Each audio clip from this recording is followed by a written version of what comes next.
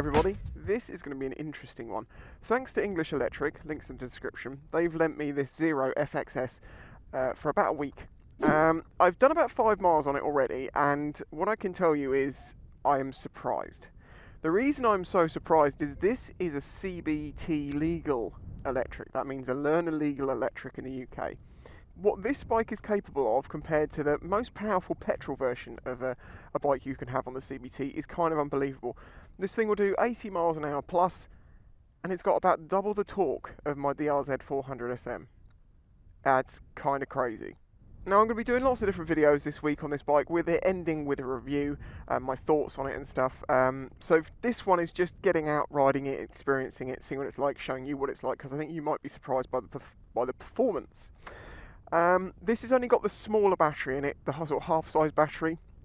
So I only get, well, the truth is this: if you absolutely gun it everywhere, 40 miles. If you go a bit more normal, 70, and if you're really, really careful, 80, 90 maybe. As I say, this is the half-size battery. We can get into all the debates about electric bikes and stuff, but it is what it is. And I'm very interested to try it out, so let's do that. As I was saying, yeah, battery, motor, suspension, wheels, frame, controls. I mean, that's literally it. Weighs about 130 kilos, which is about the same as my DRZ. Okay, so like any other bike, you just turn it on. If the side stands down, you get this warning light down here, but you also turn that one off as well, because that's the main on-off button. And unlike a petrol bike where you don't tend to use that unless you're in emergencies, and if you're wondering why that is, it's because it can damage the battery depending on the bike. This one, it's essential to use it, because obviously at this point in time the bike is off and nothing's going to happen when I twist the throttle. With that on, nothing seems any different, but now it goes. And it goes.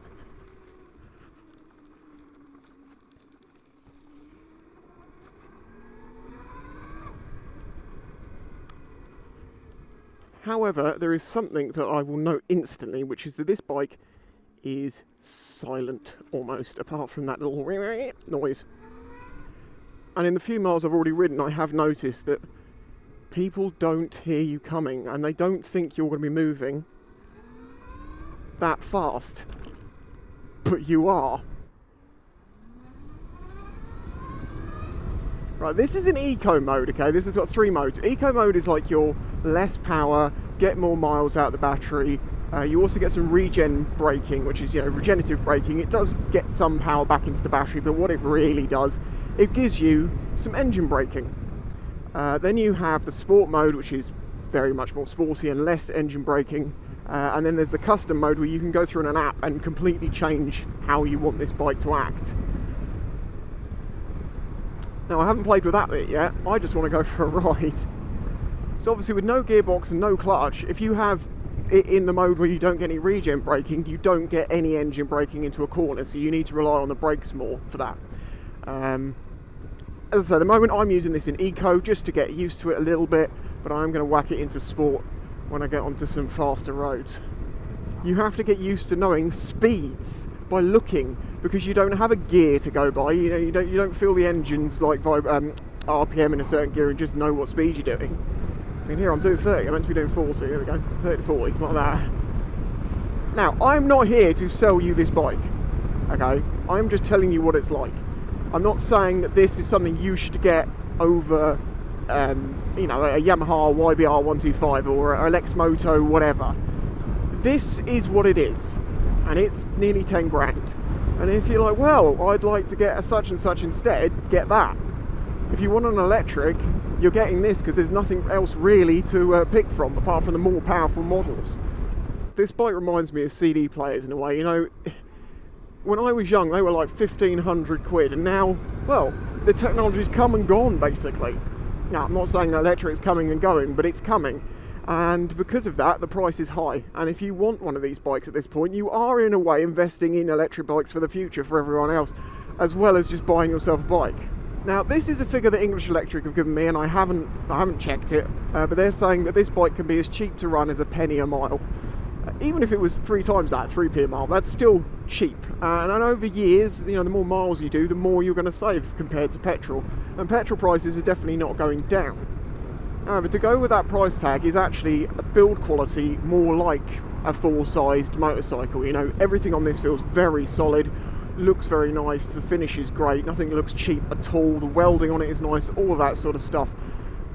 And well, and so it should be at that price level.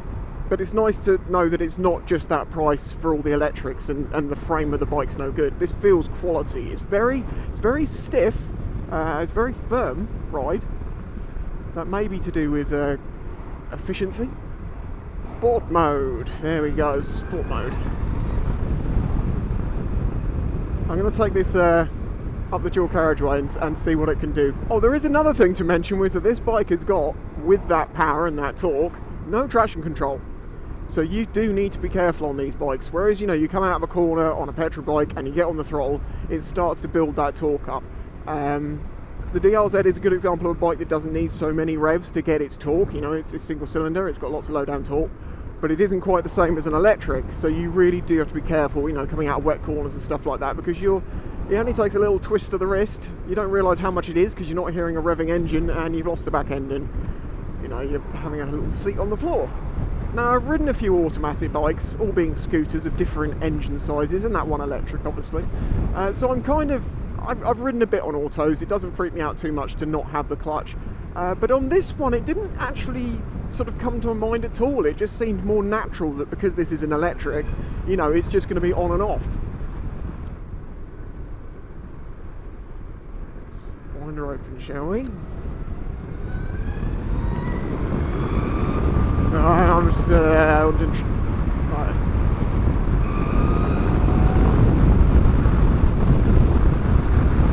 So I let off the throttle then. I'll do it on the other way. I did not trust that car not to pull across in front of me. Not making any noise freaks me out. I love the fact that on a petrol bike people can hear me. I mean, the thing is, even if you put a speaker on something like this so people can hear you coming like pedestrians, you're not going to hear that in a car. So what difference does it really make? I mean, with electric cars, I don't think it makes the noise isn't such an issue, because nowadays modern cars you can barely hear the engine over the tyre roar anyway. But being a bike, this has got virtually no tyre roar. Whoa! You just don't expect it to pull like that. It just starts pulling and keeps pulling.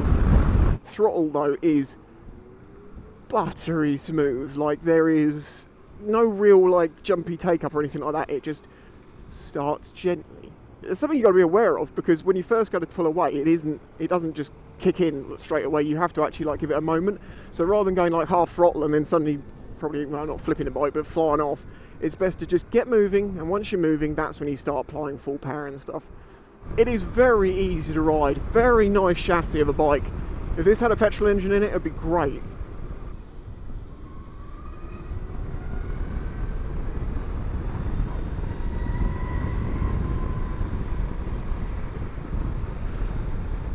I can easily say at this point, this is the quickest accelerating 125 equivalent I've ever ridden. This thing is nuts.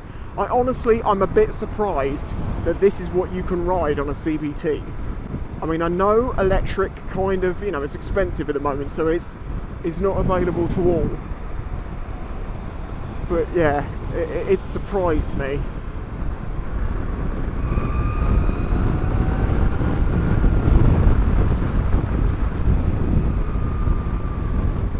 And the other thing is, obviously, it's 60 miles an hour. When you open the throttle, you have just as much power as lower down, pretty much. So it's a different world. It's hard. You shouldn't really compare it to a petrol bike. It's not fair. The petrol bike's at such a disadvantage. Now, obviously, at the moment, I'm riding in a battery-sucking sort of way. If you're more stable, if you go a little bit slower, if you're a bit calmer, you know, you're going to get a lot more out of the battery. But the thing is, 70 miles of being careful or 40 miles of this? I'll go for the 40 miles of this. 125cc equivalent, are you mental? I know a lot of people watching this are going to be like, God damn it, I'd love that on a CBT, but I could not afford a 10 grand bike. How much are they second hand? Not a lot less. I'm afraid it's just the way it is.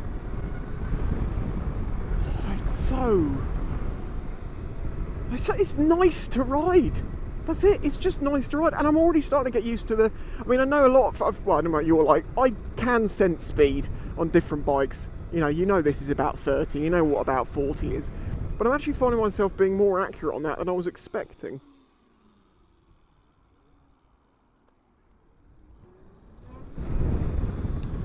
For a second, then I wanted to downshift.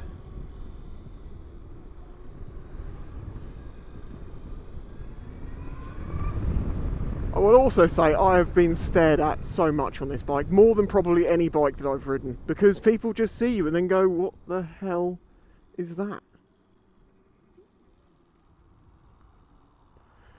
Now being electric, and slow control is still possible, as you can see. Let's get a full lock here. But you don't have the clutch to balance it out so much, so you're kind of on or off. And because it's not instant on or off, it doesn't, I think it takes a little bit more practice. I do think it'd be cool if you could have an electric with a clutch. Doesn't need gears, but having the clutch just allows you to disengage and re-engage that. Gives you a little bit finer control. But then it's only at the very slow speeds. In reality, just don't do little circles like that. Okay, so this is in sport mode. See a little bit of throttle, nothing's happening. Nothing's happening, a little bit more. So you have to get it going. Let's get it the slowest it will do. 3 miles an hour, 4 miles an hour.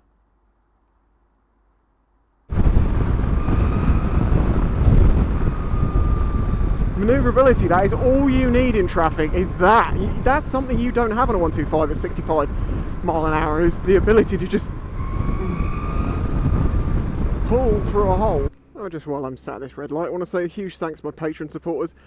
You could have seen this video if you're watching it on YouTube at least 3 days ago, if not longer, because my videos go to Patreon early. You also get to ask me questions within a time that I can possibly answer them in a video, whereas when it comes to YouTube, I normally have had the bike and it's gone back by the time like the first video gets onto YouTube. So yeah, if you want to be sort of actively up to date with what's going on, then consider joining Patreon for as little as $1 a month. It's also what makes this channel possible, so I do appreciate it hugely. What on earth is that? Okay, I've not been in this multi-story car park for years. This is interesting. My God, the memories! I honestly haven't been in here for at least 10 plus years. So she ain't got a clue on there. Not a clue.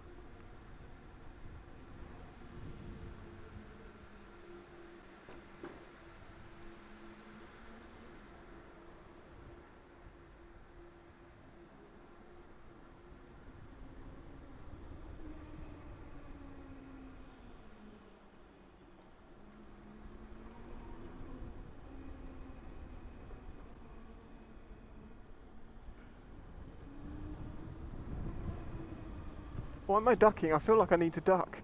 The ceiling's that low.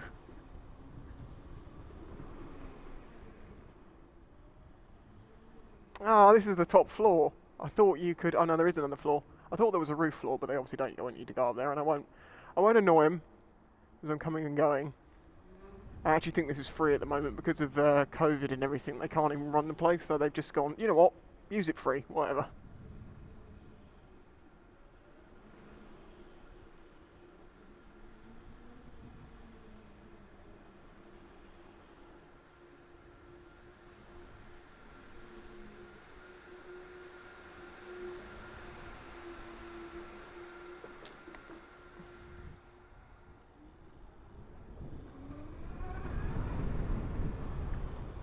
I'm a little apprehensive about filtering, because I really do believe that having a louder exhaust helps you be safer because people hear you. I know that because riding 125s, people don't move out your way. You have a bigger bike that just sounds a bit more intimidating, a bit louder, so they know you're there, and they move out your way. They're not even going to know I'm here. And the other thing is, because it is silent, people seem to think it's going to be slow, I think, but it's not. So you can actually put yourself in positions they might not have expected you to.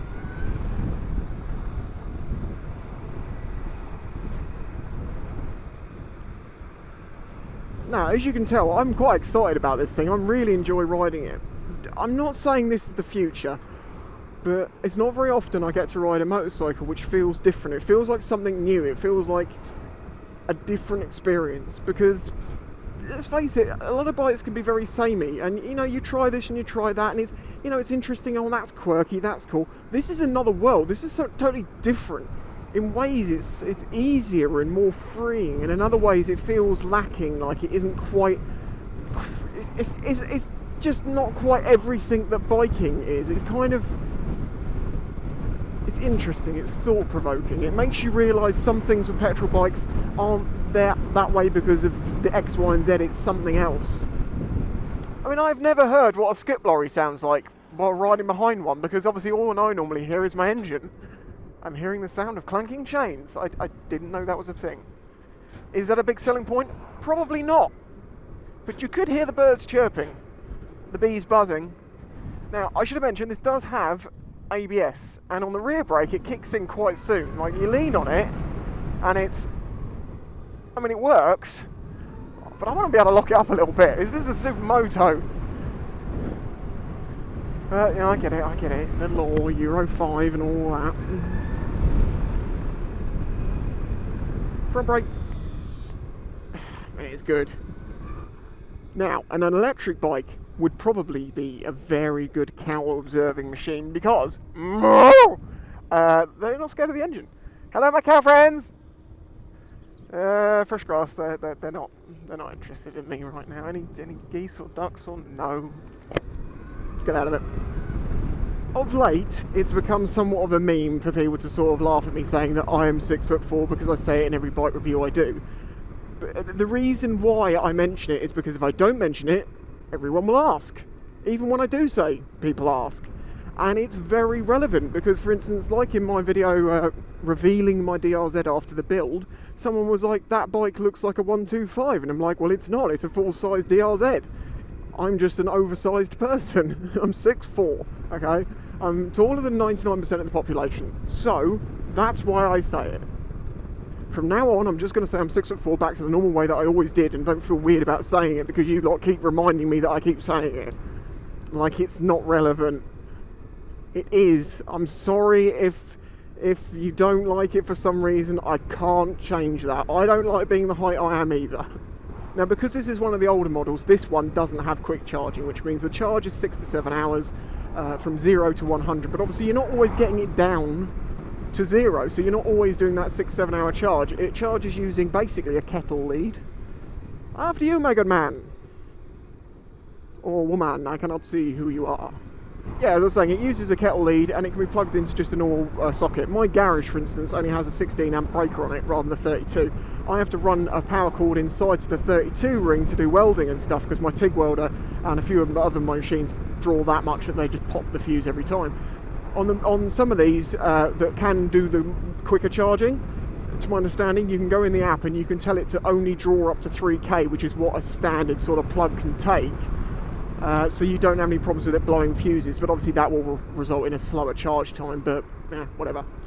I've been out and about for about an hour now. I've been juicing it up, and I've used, well, 29% of the battery. I could do this probably 2 more times. The thing is, as I say, the range on this is about 40 if you absolutely gun it everywhere, but that means absolutely gunning it everywhere, and you're not going to do that, really. I was told a story about an owner of one of these bikes who lives just outside London, about 10 miles.